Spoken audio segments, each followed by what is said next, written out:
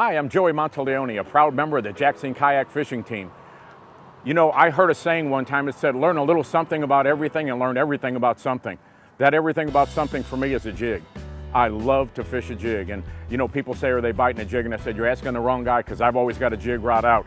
The reason I like a jig is, again, if you live anywhere where you don't have ice over, you can catch fish on a jig. Again, it works in shallow water, dirty water, clear water, smallmouth, largemouth, spotted bass. Just about everything will bite a jig because of what it imitates. Predominantly for me, it imitates a crawfish. And when I start talking about crawfish, I have to throw in the fact that a crawfish is high energy food for bass. I call it Red Bull for bass. That for every 5 pounds of crawfish that a bass eats, it gains a pound. That's a pretty good deal. Now they eat more shad, but they eat more shad only because they're more available, and they're available 12 months out of the year. Let me show you a couple of jig tricks that I use. I start off with, I want a high quality jig. I want a jig that matches all the components that I'm looking for. So I start off with, first of all, the jig's got to have a nice full skirt. And the other thing is, it should have a couple of other components that are going to help you not only just get a hook in that fish, but get it to the boat. The first thing is, this Strike King structure jig has got a cobra shaped head is what I call it, and it's got a line tie that facilitates that line. I always use braided line when I'm fishing what I call a field bait, so that could be soft plastics or jigs. The next component on this is an owner hook. That's a large gap hook. It looks like about a 5/0 hook. Got a big bite, so when you get that fish on there, or you get that fish biting that crawfish trailer, you're gonna get all of that hook into that fish. And then there's a little keeper. It's kind of hard to see, but you'll see it here in a second. There's a little keeper on there that will keep your soft plastic trailer straight on that jig. If you're faced with clear water, the cure for clear water is smaller baits and slower retrieves. This is the same model jig, just a little bit smaller. And then here's a trailer that's also just a little bit smaller. What you want to do is you want to push that weed guard down, and you want to thread that about a 1/2 inch on there. And you like to have this running straight.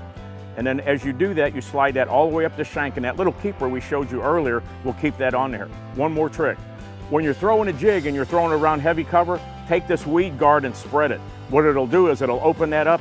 It makes a softer bite for the fish, and also gives you more surface, and you're less likely to get hung up. Now, when this jig is pulled through the water with all the strands the same, the water compresses those bands and they all open at the same time. Show you a little trick here. We're going to give this jig a haircut. I go back in here with the scissors and I make it a 3-stage cut.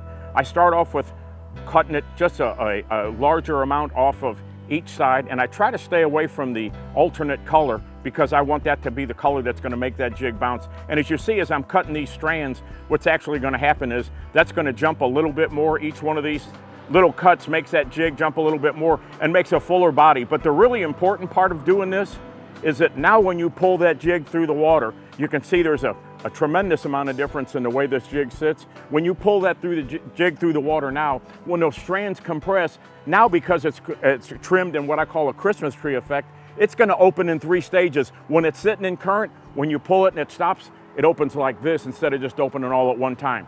To a bass, that looks like something alive. You add a crawfish trailer to that.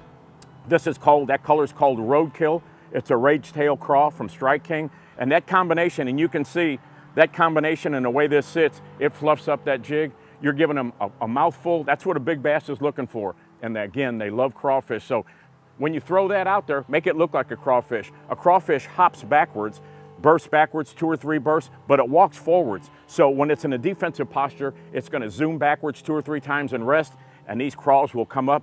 That's a ringing the dinner bell for that bass to come in and bite that jig. Hey, when you feel anything different, if you're throwing a 1/2 ounce jig and it feels like it weighs 1.5 ounces, set the hook. It's free. That's how you get them to the kayak.